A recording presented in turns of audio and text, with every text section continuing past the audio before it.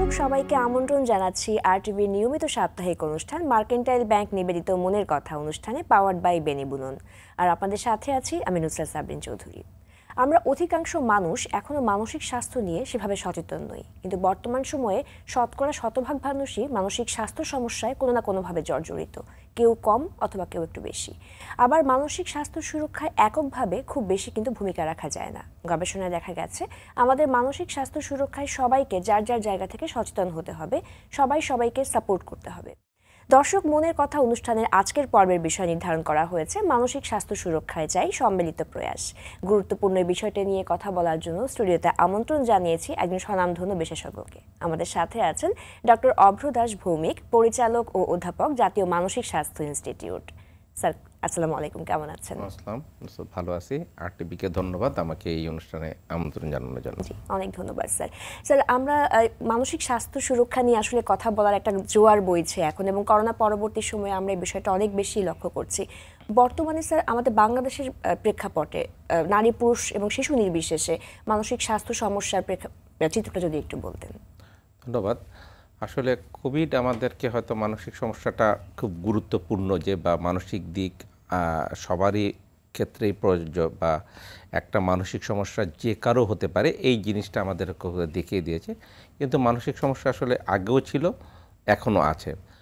তবুও আমাদের এই বর্তমান যুগে এটা হাইলাইটেড এই জন্য যে একটা সময় ছিল বাংলাদেশে বা পৃথিবী জুড়েই যখন দুর্ভিক্ষে হাজার হাজার মানুষ মারা যেত, লক্ষ লক্ষ মানুষ মারা যেত কোনো ডিজিজ হলে। যেমন একটা সময় বাংলাদেশে ছিল যে যখন আইসিডিটি আরবি ডায়রিয়ার স্যালাইন আবিষ্কৃত হয়নি, কিংবা ডায়রিয়ার যে এখন অ্যান্টিবায়োটিক বিভিন্ন রকম পাওয়া যায় সেগুলো আবিষ্কৃত হয়নি, তখন কিন্তু অনেক লোক একটা ডায়রিয়াতেই মারা যেত। আবার কিছু কিছু সময় দেখা যেত যে খাদ্যের অভাবে অনেক মানুষ অপুষ্টিতে মারা যাচ্ছে। কিন্তু আপনি যদি দেখেন যে গত 15-20 বছর ধরে বাংলাদেশে কিন্তু মানে খাওয়ার অভাবে মারা গেছে এমন কোনো লোক পাওয়া যাবে না। মানুষ যারা মারা যায় খেয়েই মারা যায়, হয়তো অধিক ভক্ষণের জন্য বা ভুল কিছু খাওয়ার জন্য। আর রোগ শোকের যে মৃত্যুটা, যেটা শিশু মৃত্যুর হার বলেন, মাতৃমৃত্যুর হার বলেন, এগুলোও কমে গেছে। আর অর্থনৈতিক যে সংকটটা একটা সময় হয়তো স্বাধীনতা পরবর্তী সময়ও কিছুটা আমরা সাফার করেছি, সেটা কিন্তু এখন আর একেবারেই নেই। আপনি কিন্তু খাওয়ার অভাবে কোনো মানুষ মারা যাচ্ছে বা অভাবে আছে সেই লোকটা পাওয়া যাচ্ছে না। ফলে কি হচ্ছে, এখন যেহেতু অর্থনৈতিক একটা অবস্থান ভালো আছে এবং রোগ শোক ওই অর্থে শারীরিক রোগের মৃত্যুজনিত ঘটনা নাই, এখন কিন্তু মানুষের মন ভালো মন্দের অনেকগুলো বিষয় এখন সামনে স্থান পাচ্ছে। যখন মানুষের ডায়রিয়া বা কোনো একটা রোগে কোনো মায়ের সন্তান মারা যেত, তখন তার মানসিক অবস্থা কী এটার জন্য কিন্তু আসলে কোনো বোঝার দরকার হতো না, তার মানসিক অবস্থা এমনি খারাপ যাবে। যেই পরিবারের বাবা বা মা তার খাদ্য জোগাড় করতে পারে না, তাদের মানসিক অবস্থা কী সেটা নিয়ে কিন্তু তখন আর ভাবার। এই জন্য এই যুগটার আগের যুগে কিন্তু মানসিক স্বাস্থ্য নিয়ে খুব একটা এরকম আলোড়ন তৈরি হয়নি, কারণ তখন আসলে ওই জিনিসগুলো নিয়ে মানুষ ফাইট করেছে, মৌলিক চাহিদা। এখন যখন মৌলিক চাহিদা পূরণ করার জন্য আমরা যখন বাংলাদেশের মধ্যম আয়ের দেশ থেকে উন্নত আয়ের দেশে যাব, এখন কিন্তু আমাদের এই মানসিক মন ভালো মন্দ খারাপ এই জিনিসগুলোর সামনে চলেছে। এর ফলে আমরা যে সাম্প্রতিক যে আমরা জরিপ করেছি, সেই জরিপে দেখা গেছে যে মানসিক যে রোগ, যেটা আমরা বলি লঘুতর এবং গুরু, এই দুই প্রকার মানসিক রোগ পেলে 18.7% লোকের মানসিক সমস্যা ভুগছে। এর মধ্যে লঘু মানসিক রোগ, যেটা আমরা বলি যে অ্যাংজাইটি, ডিপ্রেশন, এই জাতীয় রোগগুলো, এটা আমাদের হলো 70.6%, আর গুরুতর মানসিক রোগ 1.1%। যেটা আমরা সচরাচর যাদের আমরা ওই মানসিক রোগ হিসাবে বলি বা আমরা পাগল হিসাবে ভুল বলে তাদের সম্বোধন করি, গুরুতর মানসিক রোগটা 1%। কিন্তু বেশিরভাগ লোকেরই লঘু মানসিক রোগ। এই রোগগুলোর মধ্যে অ্যাংজাইটি, ডিপ্রেশন, অবসেশন, তারপর কিছু কিছু স্ট্রেসজনিত স্ট্রেস ডিসঅর্ডার, এই জিনিসগুলো খুব বেশি আমরা পাই। স্যার, নারী পুরুষ বা শিশু এর মধ্যে আসলে ভিন্নতা আছে কিনা এই স্বাস্থ্য সমস্যার ক্ষেত্রে? এই স্বাস্থ্য সমস্যাতে কিছু কিছু ক্ষেত্রে ভিন্নতা আছে। যেমন শিশুদের মধ্যে কিন্তু আমরা একটু কম পেয়েছি, কারণ শিশুদের মধ্যে নিউরো ডেভেলপমেন্ট ডিসঅর্ডারগুলো একটু বেশি আছে। এই শিশুরাই যখন বড় হয় তখন তাদের ওই প্রথমত শিশু তার মন খারাপ ভালো এই জিনিসগুলো আসলে প্রকাশ করতে পারে না, তাই ওই সময় আসলে ওই ডিজিজটার ডায়াগনোসিস ওভাবে করে অ্যাকুরেট অনেক ক্ষেত্রে করা সম্ভব হয় না। এইসব ক্ষেত্রে দেখা গেছে যে শিশুরা যখন মানসিক রোগে ভুগে, বিশেষ করে মন খারাপে ভুগে, তারা বিরক্ত হয়, তারা মন ভালো খারাপ দুশ্চিন্তা, এটা অ্যাডাল্টের মতো বলতে পারে না।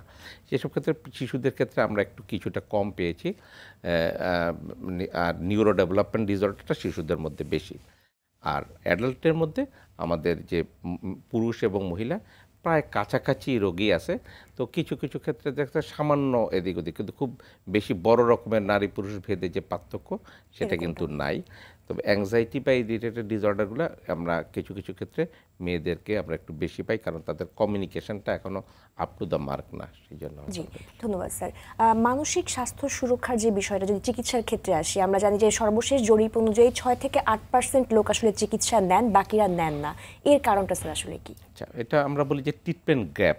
তো ট্রিটমেন্ট গ্যাপ হলো যেই পরিমাণ রোগের, ট্রিটমেন্ট গ্যাপ বলতে আসলে অনেক সময় আমাদের কিছু কিছু চিকিৎসা পাওয়ার দরকার বা অসুস্থ আছে কিন্তু তারা চিকিৎসা নিচ্ছেন না, এই পরিমাণটা হলো বাংলাদেশে এটা 92%। মানে 92% অসুস্থ আছে, তারা চিকিৎসা নেওয়া প্রয়োজন কিন্তু তারা নিচ্ছেন না, সায়েন্টিফিক যে চিকিৎসা। আর বাকি 6 থেকে 8% লোক চিকিৎসা নিচ্ছেন।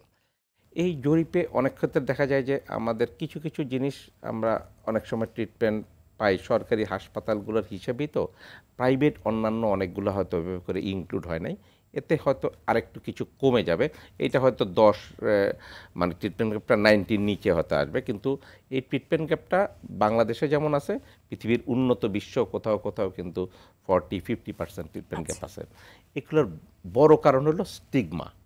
মানসিক রোগ, আমার মানসিক রোগ হয়েছে বা আমি মানসিকভাবে অসুস্থ, এটা নিয়ে স্টিগমা সমাজে খুব বেশি প্রচলিত। এটা আমাদের দেশে যেমন আছে, উন্নত বিশ্ব বলতে আমরা যাদেরকে বুঝাই তাদের দেশেও কিন্তু স্টিগমাটাইজ আছে। এই স্টিগমাটা হলো সবচেয়ে বড় অন্তরায়। দেন তারপর আরও কিছু অন্তরায় আছে, সেটা হলো যে মানসিক রোগগুলো যেহেতু অনেকেই মনে করে যেটার কোনো বৈজ্ঞানিক ভিত্তি নাই। ইভেন আমাদের বাংলাদেশের ডাক্তাররা অনেক সময় ভালো করে জানে না যে মানসিক রোগের যে বৈজ্ঞানিক ভিত্তি আছে। এবং আমাদের দুঃখজনক হলো সত্য যে আমাদের বাংলাদেশের এমবিবিএস কারিকুলামে এমনভাবে কারিকুলামটা আছে যে একজন ডাক্তার মানসিক রোগ বিষয়ে কোনো কিছু না জেনেও সে এমবিবিএস পাস করতে পারবে, কারণ তার এমবিবিএস যে কারিকুলাম সেটা ফাইনাল পর্বে, মানে তৃতীয় ফাইনাল প্রফেশনালে যে পরীক্ষাটা হয়, সেখানে শুধুমাত্র মানসিক স্বাস্থ্য বিষয়ক কতগুলো কোশ্চেন থাকে, যেখানে সে অল্টারনেট অন্য কোশ্চেনের অ্যান্সার দিতে পারে, কিন্তু কোনো ভাইবা বোর্ড আলাদা নাই, যেটা অন্যান্য দেশে আছে। কম্পালসারি বিষয়টা সেটা নাই। এর ফলে কি হয় যে আমাদের যে জ্ঞানের অভাবের জন্য ইভেন আমাদের যে হেলথ প্রফেশনালদেরও মানসিক স্বাস্থ্য সম্বন্ধে সচেতনতা বা জ্ঞানের অভাবের জন্য এই ট্রিটমেন্ট গ্যাপটা কিন্তু বাড়ছে। যারা বুঝতেই পারে না যে কোন রোগের, মানসিক রোগের চিকিৎসাটা দরকার। এর ফলে আমাদের বাংলাদেশে এই একটা অজ্ঞতা, এবং বিশেষ করে প্রফেশনালের মধ্যে, এবং মানে আপনি জেনে হবেন যে রিসার্চ ফাইন্ডিংয়ে কিন্তু আছে যে ট্রিটমেন্ট গ্যাপটা কিন্তু হাইলি এডুকেটেডের মধ্যেই মানসিক রোগ সম্বন্ধে ট্রিটমেন্ট গ্যাপটা বেশি। যেটা আমরা বলি লোয়ার ক্লাস, যারা মানে জানে না, মানে জ্ঞানের ওইভাবে সায়েন্টিফিক জ্ঞান নেই, কিন্তু তাদের মধ্যে কিন্তু ট্রিটমেন্ট গ্যাপটা কম, তাদের মধ্যে বেশি সংখ্যক লোক কিন্তু চিকিৎসা নিতে আসে, এবং ডাক্তারদের মধ্যে এটা সবচেয়ে বেশি। এবং তাদের অনেক অন্তত দীর্ঘদিন ভোগার পরও বেশ লেইটে তারা তাদের মানে যদি পরিবারের কেউ থাকে এগুলো প্রেজেন্ট হয়। জি, এবং সেই ক্ষেত্রে স্যার আমরা দেখি যে চিকিৎসকরাই কিন্তু অনেক সময় বলে থাকেন যে না, সাইকিয়াট্রিক ওষুধগুলোর আসলে একটা বিশাল সাইড এফেক্ট আছে, বা সেখানেও কিন্তু অনেক রোগীও কিন্তু মিসগাইডেড হচ্ছেন। তো সেই বিষয়টা নিয়ে স্যার যদি বলেন। সেই বিষয়টাই আসলে আমাদের বললাম যে আমাদের বাংলাদেশের মতো দেশগুলোতে প্রথমত কোনো কারণেই হোক এগুলো কারিকুলামে না আসাতে এই জিনিসটা হয়েছে যে মানে ডাক্তার বা হেলথ প্রফেশনের মধ্যে মূল জ্ঞানটা, বেসিক জ্ঞানটা আমাদের খুব অভাব দেখা দেয়। এর ফলে যেগুলো আসলে দীর্ঘদিন খাওয়া যায়, অ্যান্টিসাইকোটিক ওষুধগুলোকে তারা ঘুমের ওষুধ বলে ভুলভাবে ব্যাখ্যা করছে, এবং এই ওষুধগুলো দীর্ঘদিন খাওয়া যায় না, খেলে পরে বিভিন্ন, হ্যাঁ ওষুধের অবশ্যই প্রতিটা ওষুধের সাইড এফেক্ট আছে, কিন্তু ডাক্তার তখনই রোগকে ওষুধ দিবে যখন তার জন্য এটা প্রযোজ্য, এবং একটি জিনিস তখনই ওষুধ হিসেবে হয় যখন এই ওষুধটি তার মানে যে প্রত্যেকটা যে সাইড এফেক্টেতে তার গুড এফেক্ট বেশি থাকে। কিন্তু যদি ভুলভাবে বলা হয় যে সবগুলো ওষুধই ঘুমের ওষুধ তাহলে কিন্তু মানুষের কাছে বার্তাটা ভুল যায়, তখন সে কিন্তু আর ফলো আপ যেটাতে সেটা আসে না, আলটিমেটলি ট্রিটমেন্টটা কিন্তু সাকসেসফুল হয় না। ফলে বিশেষ করে শিক্ষিত জনগণের মধ্যে আরেকটা জিনিস এখন প্রবণতা আছে, যে কোনো কিছু এখন আমরা গুগল করে সাইড এফেক্ট দেখব। পজিটিভ এফেক্ট যে কি, নেগেটিভ এফেক্ট হলে অবশ্যই সাইড এফেক্ট থাকবে, তবে সেটা আসলে যদি আমরা সব রেশনাল করে যদি আমরা না দেখি, খালি সাইড এফেক্টগুলোকে দেখি, যেহেতু সাইকোলজিক্যাল ডিসঅর্ডারের একটা জিনিস হলো যে সাইকোলজিক্যালি অ্যাকসেপ্ট হতে হয়। আপনার যদি মনের থেকে অ্যাকসেপ্ট না হয়, তাহলে দেখবেন যে একটা ভালো ওষুধও আপনি যখন মানে আপনার ওইভাবে করে মুড অ্যাকসেপ্ট করবে না, তখন কিন্তু সেটার কার্যকরিতা কিন্তু যে প্ল্যাসিবো একটা এফেক্ট বলতে এটা কমে যায়। পরে মানুষ কিন্তু চিকিৎসাটা ওইভাবে করে দিলে পরে সঠিক চিকিৎসা তো দেখা যায় যে রেসপন্সটা, যে মনের জোরটা সেটা আর পায় না। তো ট্রিটমেন্ট গ্যাপের এটা একটা কারণ যে আছে চিকিৎসক, কোথায় চিকিৎসা হয় এটা আমরা জানি না, জ্ঞানের অভাব, স্টিগমা তো প্রথমত আছেই বিভিন্নভাবে, এবং যে আমাদের বিভিন্ন কেন্দ্রে বিশেষ করে যে আমরা বলবো যে মানসিক স্বাস্থ্য সেবাটা এখনও আমাদের জনগণের দোরগোড়া বলতে বোঝায় যে আমরা উপজেলা লেভেল এবং কমিউনিটি লেভেল, প্রান্তিক এই লেভেলটায় কিন্তু আমরা পৌঁছে যেতে পারি নাই। এখনও মানসিক স্বাস্থ্য সেবাটা মেডিকেল কলেজ এবং আমাদের 2-3 ইনস্টিটিউটের মধ্যেই সীমাবদ্ধ আছে। স্যার, পৃথিবীর অধিকাংশ দেশে কিন্তু মানসিক স্বাস্থ্য সেবার ক্ষেত্রে অর্থ সংকটের পাশাপাশি সুপরিকল্পিত অবকাঠামোরও ঘাটতি রয়েছে। বাংলাদেশের পরিস্থিতি এর ভিন্ন নয়, যেটা স্যার আপনার কথাতে আমরা বুঝতে পারলাম। এর কারণগুলো আসলে কি এবং এ থেকে উত্তরণের উপায় আসলে কি? ধন্যবাদ। যে এই জিনিসটার সমস্যা হলো যে মানসিক স্বাস্থ্য সম্বন্ধে প্রথমেই একটা নেতিবাচক ধারণা মানুষের কিছু ছিল, এবং স্টিগমাটাইজের জন্য অনেক ডাক্তাররা কিন্তু আসতে চান না। মানসিক ডাক্তার হবো, পাগলের ডাক্তার বলবে, আমার কাছে রুগী আসবে কি না, পরিচয় দিতে কেমন একটা সংকোচ বোধ করে। কোনো অনুষ্ঠানে গেলে যদি আমাদের রুগীর আসে দেখা করতে, এখন আমি যদি দেখা করি ডাক্তার সাহেবের সঙ্গে, অন্যান্য যে কোনো রোগের দেখবেন একটা অনুষ্ঠানে গেলেই মানুষজন হয়তো 2-4 জন তার কাছে চিকিৎসা নিয়েছেন, দেখা করতেছে। তো এখানে কিন্তু বলে না, কারণ ওই অন্যরা ভাববে যে তার বোধহয় মানসিক রোগ আছে। মানসিক রোগ মানে গুরুতর মানসিক রোগ হিসেবে সবাইকে ধরে নেয়, কিন্তু দুশ্চিন্তাটাও একটা মানসিক রোগ।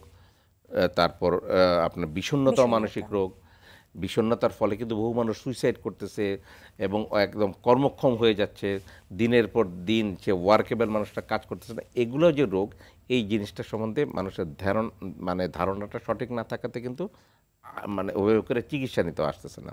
আর ডাক্তারদের মধ্যেও ওই জিনিসটা প্রথম তো ছিল, সেই জন্য কিন্তু আমাদের হেলথ প্রফেশনালও ওইভাবে তৈরি হয় নাই। কেন ওই যে বললাম নেগলেক্টেড, যেহেতু MBBS লেভেলেই ওইটাকে হাইলাইটেড করা হয় নাই, অনেকেই নিচ্ছেন। তবে ইদানিং কিন্তু একটা ভালো সংবাদ হলো, খুব ব্রিলিয়ান্ট স্টুডেন্টরাই কিন্তু সাইকিয়াট্রিতে আসছে, এবং ওয়ার্ল্ড কিন্তু ভবিষ্যতে সাইকিয়াট্রিস্টরা, ব্রিলিয়ান্ট স্টুডেন্টরা সাইকিয়াট্রিস্টরা লিড করবে, যে সামনে যে দিন আসতেছে।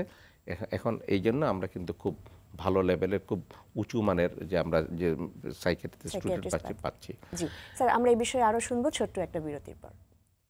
দর্শক, মার্কেন্টাইল ব্যাংক নিবেদিত মনের কথা অনুষ্ঠান থেকে এই মুহূর্তে নিয়ে নিচ্ছি ছোট্ট একটি বিরতি, পাওয়ার্ড বাই বেনি বুনন।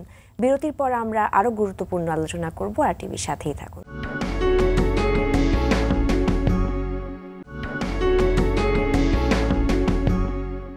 বিরতির পর সবাইকে আরও একবার স্বাগত মার্কেন্টাইল ব্যাংক নিবেদিত মনের কথা অনুষ্ঠানে, পাওয়ার্ড বাই বেনি বুনন। আজকের পর্বের বিষয় মানসিক স্বাস্থ্য সুরক্ষায় চাই সম্মিলিত প্রয়াস, এবং আমাদের সাথে আছেন অধ্যাপক ডাক্তার অভ্র দাস ভৌমিক। স্যার, যেটা নিয়ে আমরা আসলে কথা বলছিলাম, এবং সেই সাথে স্যার আরেকটু জানতে চাই যে প্রাথমিক পর্যায়ে চিকিৎসার প্রশিক্ষণ এবং মানসিক স্বাস্থ্যের বিষয়টি প্রাথমিক স্বাস্থ্যসেবায় অন্তর্ভুক্তিকরণের ক্ষেত্রে আর কি কি পদক্ষেপ নেওয়া যেতে পারে? ধন্যবাদ। বর্তমান সময়ে যে মাননীয় প্রধানমন্ত্রী শেখ হাসিনা যখন আমাদের প্রধানমন্ত্রী এবং তার সুযোগ্য কন্যা সাইমা ওয়াজেদ দক্ষিণ পূর্ব এশিয়ার যে RD রিজনাল ডিরেক্টর নির্বাচিত হওয়ার আগে থেকেই কিন্তু এই বাংলাদেশের এই সেবাটাকে কিন্তু অনেক দূর এগিয়ে নিয়েছেন, এবং তারই নেতৃত্বে আমাদের একটা স্ট্র্যাটেজিক প্ল্যান হয়েছে 2020-30 সালের মধ্যে। তো সেই প্ল্যান অনুযায়ী টোটাল গভর্নমেন্ট সেক্টরেই আমাদের বিভিন্ন পরিকল্পনা আছে, যার ফলে আমরা কিন্তু 2030 সালের মধ্যে প্রায় প্রতিটা উপজেলায় একটা করে মানসিক স্বাস্থ্য সেবার জন্য কর্নার বা সেন্টার আমরা করতে পারবো। এটা এমন যে এই পরিকল্পনার মধ্যে আছে যে বর্তমানে বাংলাদেশের মেডিকেল কলেজগুলো প্রায় 36টা মেডিকেল কলেজগুলো আছে, গভর্নমেন্ট মেডিকেল কলেজ। সেই 36টা যে জেলা আছে, সেই জেলা বাদ দিয়ে বাকি জেলাগুলোর মধ্যে WHO এর একটা প্রোগ্রাম রান করতেছে, এর মধ্যে MH gap program, mental health gap. এটা প্রথমত 4টা জেলা ছিল, এখন এটা 10টা জেলায় বিস্তৃত করা হয়েছে।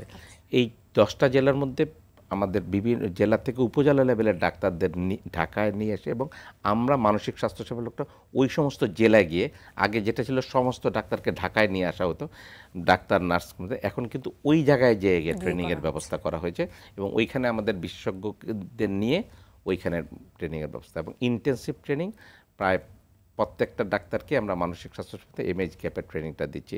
এর ফলে ওই যে 10টা জেলা আছে সেই 10টা জেলার প্রতিটা উপজেলা লেভেলে আমরা কিন্তু পৌঁছে দিতে পারবো, কারণ আমাদের হেলথে কিন্তু খুব স্ট্রাকচার্ড হেলথ একটা ব্যবস্থা। মানে প্রথমত যে বিশেষায়িত হাসপাতালের পরে জেলা লেভেলের হাসপাতাল এবং মেডিকেল কলেজগুলো হাসপাতাল, সেখান থেকে উপজেলা এবং কমিউনিটি লেভেলে কমিউনিটি হাসপাতাল। তো আমাদের বর্তমান 2030 সালের মধ্যে প্ল্যান হলো যে উপজেলা লেভেলে আমরা একটা মানসিক স্বাস্থ্যসেবা নিশ্চিত করব। এমএইচ ক্যাপের মাধ্যমে কতগুলো জেলা আছে, আমাদের মেন্টাল হেলথের একটা অপারেশনাল প্ল্যান, এটা এই জুলাই থেকে কার্যকর হবে। সেই প্ল্যানেও আগামী 2 বছরের প্ল্যান আছে, 10টা জেলাকে আমরা সেই উপজেলা লেভেল পর্যন্ত স্বাস্থ্যসেবা দিব। আর এর বাইরে এটা হলো 2025-এর মধ্যে হবে। তারপরে আমরা ক্রমান্বয়ে বিভিন্ন একটা করে জেলাতে আমরা উপজেলা লেভেল পর্যন্ত দিয়ে 2030 সালের মধ্যে আমরা সমস্ত উপজেলায় অ্যাভেলেবেল করব। এরপরে আমরা দেবো কমিউনিটি যে হেলথ যে ওয়ার্কার আছে তাদেরকে আমরা সাইমেন্টালসির চেষ্টা করছি যে প্রাথমিক যে চিকিৎসার পর্যায়ে দিতে, সেখানে কিছু বেসিক মেসেজগুলো দিতে, যেমন ডিপ্রেশনের বেসিক মেসেজগুলো কি, গর্ভবতী মায়ের কি সমস্যা হতে পারে, মানসিক স্বাস্থ্যের সমস্যা, একটা স্ট্রেস হলে কীভাবে স্ট্রেস রিলিফ পেতে পারে, এবং গুরুতর মানসিক রোগের লক্ষণগুলো কি, এটার প্রাথমিক চিকিৎসা শনাক্তকরণ এবং প্রাথমিকভাবে ম্যানেজ করতে চেয়েছে। এই কতগুলো তথ্য আমরা চেষ্টা করতেছি যে প্রাথমিক যে হেলথ ওয়ার্কার তাদের কিন্তু বিভিন্ন ওয়ার্কলোড, এই ওয়ার্কলোডের মধ্যে আমরা একটা এই মেন্টাল হেলথ অপারেশন প্ল্যান থেকে আমরা চেষ্টা করব যে তাদেরকে শর্টে কিন্তু এফেক্টিভ মেসেজ দিতে, যেগুলো আমাদের বেশিরভাগ রোগী কাভার করে, যাতে আমরা কমিউনিটি পর্যায়েও রোগটা দ্রুত শনাক্ত হয়। সেই ব্যবস্থা আশা করি আমরা যে প্ল্যান আছে সেই প্ল্যানে যদি আমরা সঠিকভাবে আমরা যদি ইমপ্লিমেন্টেশন করতে পারি, তাহলে 2030 সালের মধ্যে উপজেলা লেভেলে আমরা এনশিওর করতে পারবো মানসিক স্বাস্থ্যসেবা, এবং কিছু কিছু ক্ষেত্রে কিছু উপজেলায় আমরা কমিউনিটি লেভেলেও আমরা ছড়িয়ে দিতে পারবো। এটা আমি আত্মবিশ্বাসী এবং আমরা যেভাবে আগাচ্ছি আশা করি এটা সম্ভব হবে। একদমই স্যার, আমরাও সেই শুভকামনাই রাখছি। কিন্তু স্যার, দেশের অনেক মেডিকেল কলেজগুলোতে কিন্তু মানসিক স্বাস্থ্যের জন্য আলাদা বিভাগ নেই, এই বিষয়গুলো নিয়ে আসলে কাজ করা হচ্ছে। ধন্যবাদ। একটা সময় ওই যে বললাম যখন ছিল, আমি নিজেও যখন MBBS পাস করেছি তখন আলাদা কোনো বোর্ড ছিল না। তবে আগামী সেশন থেকে যে সেশনটা আসতেছে সেখানে কিন্তু মানসিক স্বাস্থ্যের জন্য একটা আলাদা MBBS ফাইনাল প্রফেশনে একটা বোর্ড রাখা হয়েছে। এর ফলে ওই জায়গায় যে ওই যে বললাম একটা লাইনও না জেনে মানসিক স্বাস্থ্য, এখন কিন্তু আর সেই অবস্থাটা থাকবে না। এটা কারিকুলামে অন্তর্ভুক্ত হয়ে গেছে এবং ওই বোর্ডটা তাকে ফেস করে আসতে হবে।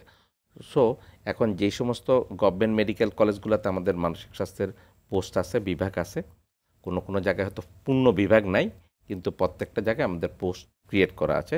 এবং কিছুটা ডাক্তারের সংকট ছিল, যাদের যে ডিগ্রি মানসিক স্বাস্থ্যের দিক দিয়ে, এই সংকটটাও আমরা যেভাবে করে বিভিন্ন জায়গায় আমাদের কারিকুলাম চলছে, এর ফলে কিন্তু আমরা আগামী 2-3 বছরের মধ্যে এই গ্যাপটাও আমরা ফিল আপ হয়ে যাবে যে মেডিকেল কলেজগুলোতে।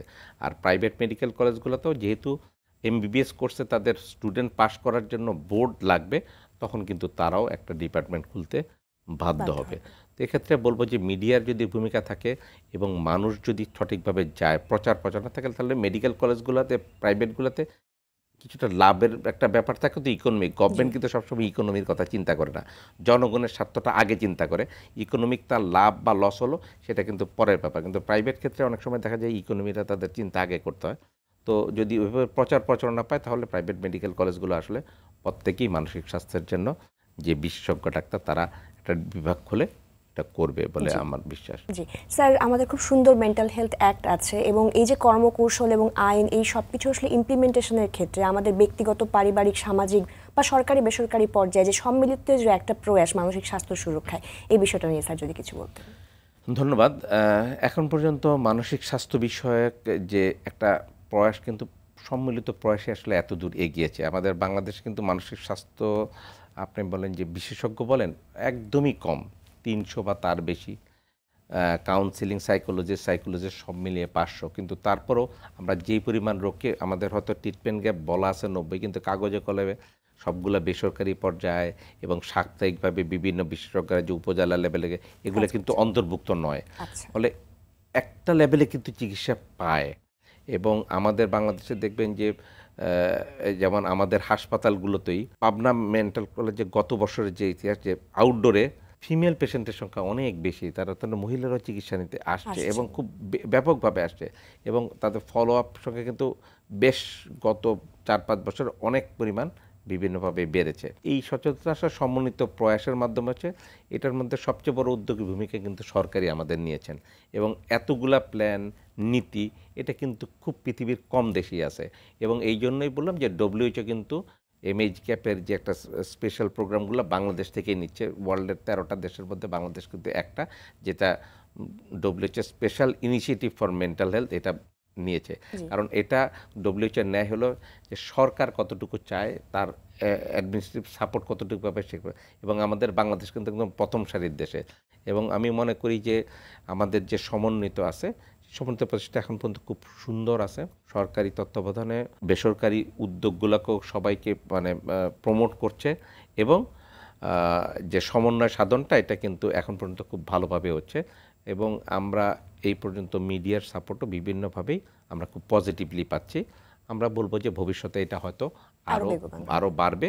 এবং তবে একটা জিনিস হলো যে আমাদের অবশ্যই দেখতে হবে যে এই জোয়ারে যেন আনসাইন্টিফিক জিনিস, যেটা বৈজ্ঞানিক ভিত্তি নাই, এমন কিছু জিনিস যেন না হয়। এটা হলে কিন্তু তাহলে এই যে আমাদের যে পজিটিভভাবে যে আগাচ্ছি সেটা কিন্তু বাধাগ্রস্ত হবে।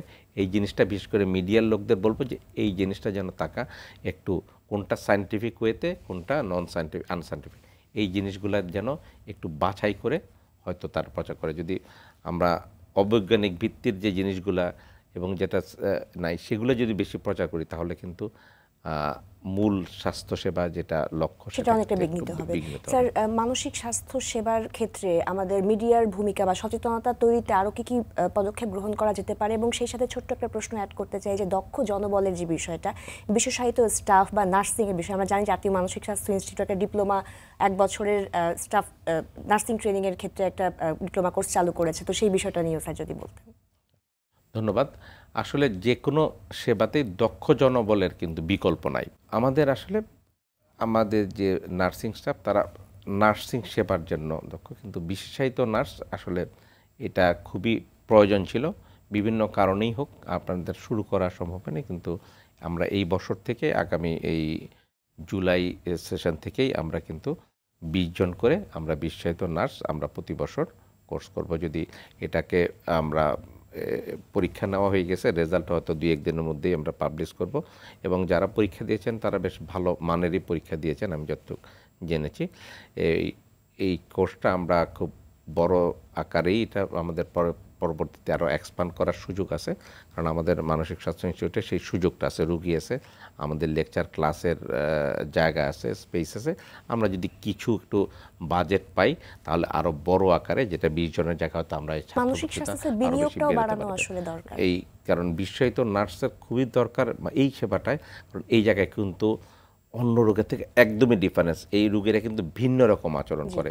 সুতরাং তাদের সঙ্গে যদি তাদের টোনে বিশেষায়িত নার্স না হয় তাহলে কিন্তু এই চিকিৎসা দেওয়াটা চিকিৎসক কর্মীর জন্য বিপজ্জনক হতে পারে। এবং আরেকটা জিনিস আমাদের বাংলাদেশে যেটা অভাব আছে, যে একটা গুরুতর মানসিক রোগীরা জানেন যে তারা কিন্তু অনেক সময় তাদের ইনসাইড বা তাদের রোগ এসে থাকে না, অনেক সময় তারা ভায়োলেন্ট এবং অ্যাগ্রেসিভ বিহেভিয়ার করে। আমাদের এই মানসিক স্বাস্থ্যসেবার কর্মীদের জন্য কিন্তু কোনো রিস্ক ভাতা নাই। যদি সরকার কাছেও আমরা একটা সামনের দিকে আবেদন করব যে এই যারা মানসিক স্বাস্থ্যসেবায় যারা দেয়, বিশেষ করে আমাদের বেশ কিছু স্টাফ কিন্তু গত কয়েক বছরে বিভিন্ন রোগীদের দ্বারা রোগী আহত হয়ে কিন্তু এটার কিন্তু আমরা কোনো বেনিফিট তাদের ওইভাবে করে আমরা দিতে পারিনি। সেই আহতটা তাদের কিন্তু মেনে নিয়েই কাজ করতে হচ্ছে। কিন্তু আমাদের অন্যান্য ডিপার্টমেন্টে, যেমন আমাদের রেডিওলজি ডিপার্টমেন্টে রিস্ক ভাতা পায়, তো আমাদের এই মানসিক স্বাস্থ্যসেবাও যদি এভাবে রিস্ক ভাতাটা দেওয়া হয় তাহলে কিন্তু কিছু ভালো জনবল আমরা পাবো এবং এই ব্যাপারে উৎসাহী কিছু লোক আমরা পেতে পারবো। এবং যে স্টিগমার বিষয়টা সেটাও কিন্তু অনেকটুকু আসলে স্টিগমা অনেক কিছু দূর করা সম্ভব। স্টিগমা দূর হবে, অনেকখানি দূর হয়েও গেছে। তবে একদিনে তো এটা দূর হবে না, এটা গ্র্যাজুয়ালি দূর হবে এবং স্টিগমাটা দূর করতে পারে তখনই যখন আমরা একটা চিকিৎসায় ভালো ফলাফল মানুষকে দেখাতে পারবো। যদি আমরা চিকিৎসাটায় ভালো ফলাফল ঠিকমতো দেখাতে না পারি, আমাদের রুগীটা যদি ঠিকমতো ফলো আপ না করে, তাহলে কিন্তু স্টিগমাটায় থাকে যাবে যে এটা চিকিৎসাতে রুগী ভালো হয় না।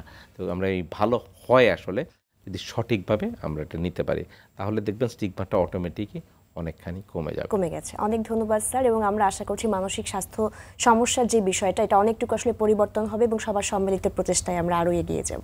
অনেক ধন্যবাদ। ধন্যবাদ আপনাকে। দর্শক, ছোট ছোট মন খারাপগুলো একসময় বড় আকারের মানসিক সমস্যারও কারণ হয়ে দাঁড়াতে পারে। অতিরিক্ত লোভ, প্রয়োজনের অধিক চাহিদা, প্রতিযোগিতামূলক মনোভাব আমাদের মানসিক স্বাস্থ্য সুরক্ষায় প্রতিবন্ধকতা সৃষ্টি করে। আমরা যদি নিজেদের ভালো না রাখতে পারি, তাহলে অন্য কেউ আমাদের ভালো থাকার কথা চিন্তাও করবে না। অন্যান্য রোগের মতো মানসিক রোগ কখনো কখনো ক্যান্সারের চেয়ে ভয়ঙ্কর রূপ ধারণ করতে পারে। মানসিক সমস্যার কারণে অনেকেই আত্মহত্যার মতো ভয়ঙ্কর পথ বেছে নিচ্ছেন। সে কারণেই বলছি, আসুন সবার সম্মিলিত প্রয়াসে মানসিক স্বাস্থ্য সুরক্ষায় সকল শ্রেণীর মানুষদের মাঝে সচেতনতা বাড়াতে কাঁধে কাঁধ মিলিয়ে কাজ করি। আজকের মতো বিদায় নিচ্ছি মার্কেন্টাইল ব্যাংক নিবেদিত আরটিভির মনের কথা অনুষ্ঠান থেকে, পাওয়ার্ড বাই বেনি বুনন। সবাই ভালো থাকুন, সুস্থ থাকুন, দেশকে ভালোবাসুন, আর অবশ্যই নিজেকে মাদক মুক্ত রাখুন।